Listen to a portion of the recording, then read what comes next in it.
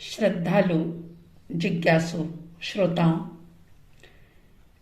आइनबिल ओली तब का आज छठा दिवस, ज्ञान की आराधना करने का ये पावन दिन, नमो नाणस्स पद की आराधना करने का ये दिन।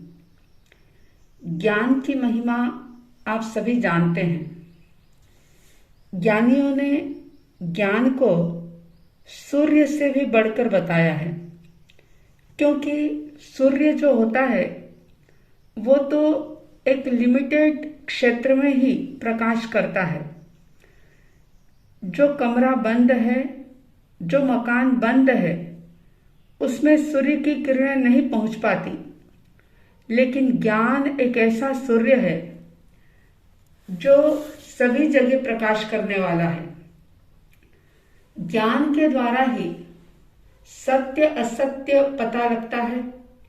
भले और बुरे सबकी पहचान जो है वो ज्ञान के माध्यम से होती है। स्वर्ग क्या है, नरक क्या है, व्यवहार क्या है, निश्चय क्या है, जीव अजीव का ज्ञान, ये सारा ज्ञान के माध्यम से ही पता लगता है। जीव क्या है, अजीव क्या है, नरक क्या है, दुख क्यों होता है, सुख क्यों होता है। इन सब प्रश्नों का उत्तर जो है वो सिर्फ और सिर्फ ज्ञान के द्वारा मिल सकता है। तो ज्ञान जीवन के अंदर बहुत आवश्यक है।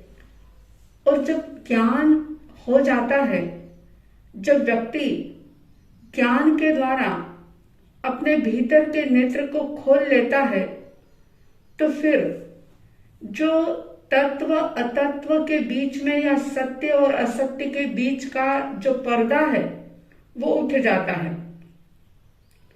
और ज्ञान होने पर व्यक्ति स्वयं ही जानने लग जाता है कि सचमुच पुण्य क्या है, पुण्य करने का क्या फल मिलता है, पाप करने से क्या होता है, दान दो, भक्ति करो, तब त्याग करो तो इससे क्या लाभ होगा, और अगर हिंसा में, असत्य में, चोरी आदि पापों में, भोग विलासों में ही रमे रहे तो इससे क्या नुकसान होगा।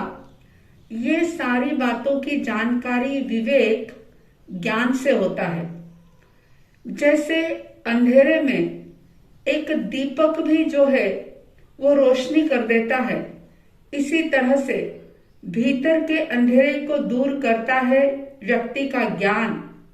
ज्ञान के अंदर वो ताकत है कि जो राग को वैराग्य में परिवर्तित कर देता है। ज्ञान जीव को दुखों के नरक से उठा करके सुखों के नंदनवन में यानी कि मुक्ति में पहुंचा देता है। इसलिए जीवन में ज्ञान की आराधना बहुत जरूरी है। कलिकाल सर्वज्ञ आचार्य हेमचंद्र सूरी जी ने कहा था कि हर व्यक्ति ये सोचे कि मेरे दुख का कारण क्या है, आज तक मैं दुखी क्यों हूं। हर व्यक्ति ये सवाल अपने आप से करे कि मैं संसार में इस 84 लाख जीवा योनि में क्यों भटक रहा हूं। कभी नरक में, कभी निगोद में, कभी तिर्यंच आदि गतियों में इतनी कष्ट और पीड़ाएं मैं क्यों भोग रहा हूं। आखिर इसका कारण क्या है। क्योंकि कारण के बिना कभी भी कोई भी कार्य नहीं होता। कॉज और इफेक्ट का सिद्धांत बहुत बड़ा है। बिना कारण के कोई कार्य नहीं होता।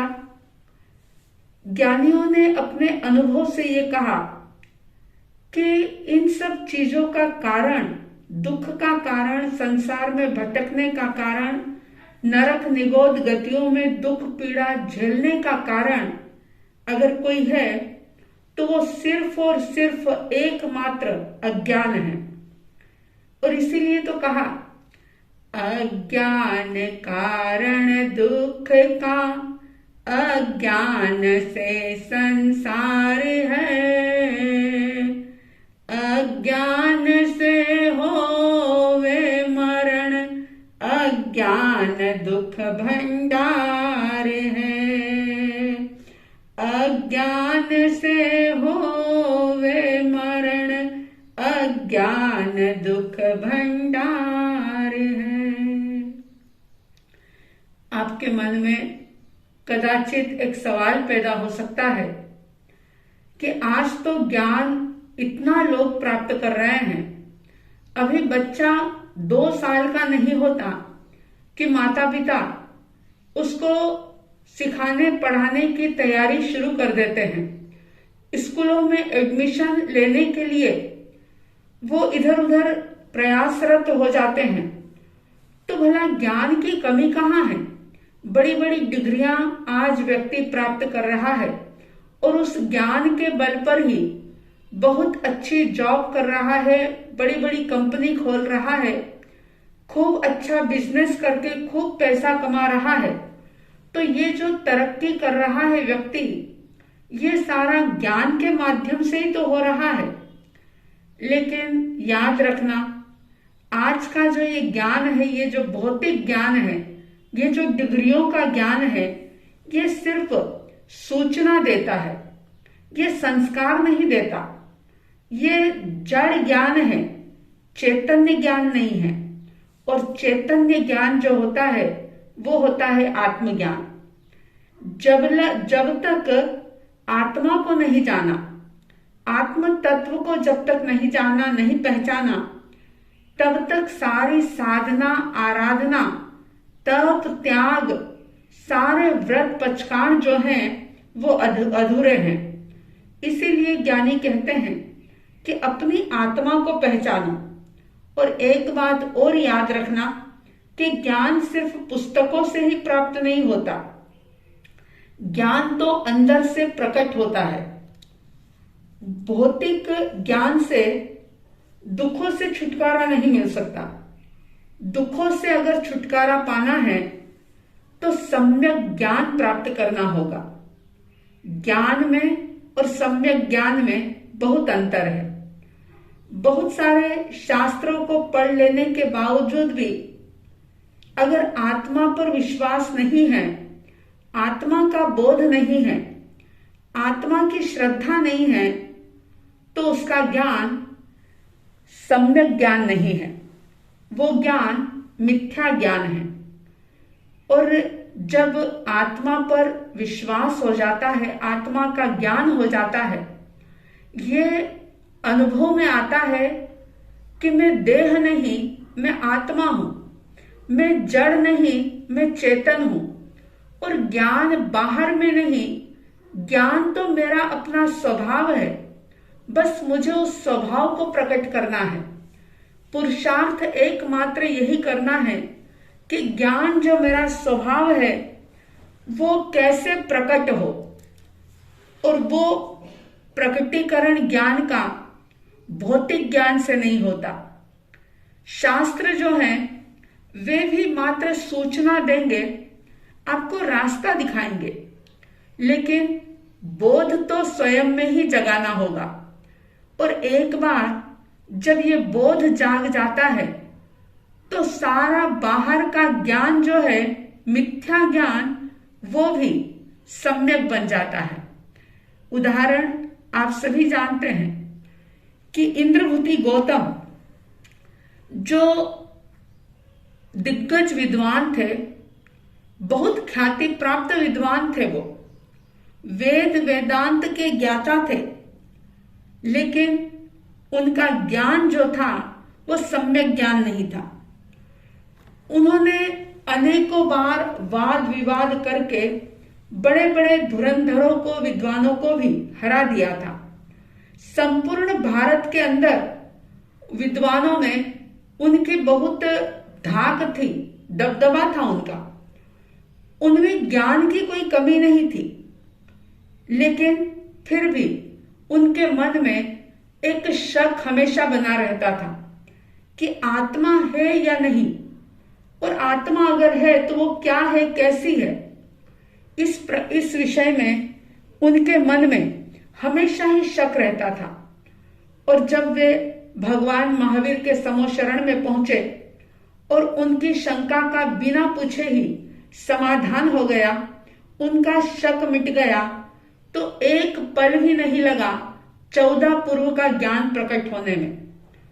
सारा ज्ञान जो था वो तो उनके अंदर था ही, लेकिन वो मिथ्या ज्ञान था, क्योंकि आत्मज्ञान के बिना, आत्मश्रद्धा के बिना सारा के सारा ज्ञान जो है वो मिथ्या होता है।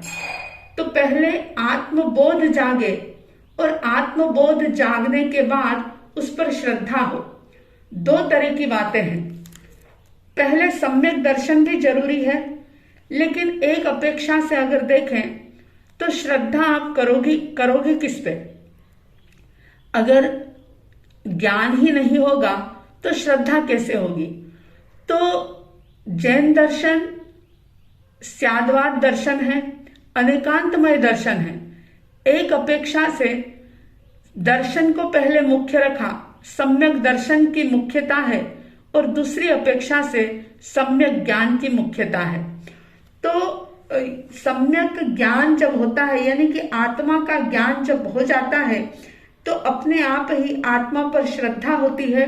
और जैसे ही आत्म श्रद्धा हुई कि सारा के सारा जो ज्ञान है, चाहे वो मिथ्या हो, लेकिन वो भी आत्मश्रद्धा होते ही सम्यक हो जाता है। तो बाहर का ज्ञान प्राप्त करने के साथ साथ हमेशा मैं आत्मा हूं, मैं शुद्ध स्वरूपी चैतन्य आत्मा हूं, मैं अजर हूं, अविनाशी हूं, अमर हूं, इस प्रकार का चिंतन मंथन करते हुए आत्मबोध जगाएं और ज्ञान की आराधना के द्वारा अपने समस्त दुखों का अंत करें। क्योंकि एकमात्र ज्ञान में ही वो ताकत है कि वो सारे दुखों को खत्म कर सकता है। चाहे स्थान परिस्थितियां बदले या ना बदले, संयोग बदले या ना बदले, लेकिन जैसे ही ज्ञान हुआ, आत्मबोध जागा कि सारे दुख जो हैं वो सुख में परिवर्तित हो जाते हैं। आप सबके भीतर आत्मबोध जागे, आत्मश्रद्धा जागे और सभी दुखों से मुक्त होने का आप सम्यक पुरुषार्थ कर सकें, ऐसी साध्वी द्वय की तरफ से हार्दिक हार्दिक शुभ मंगल भावनाओं के साथ जय प्रभु महावीर, जय गुरु आनंद।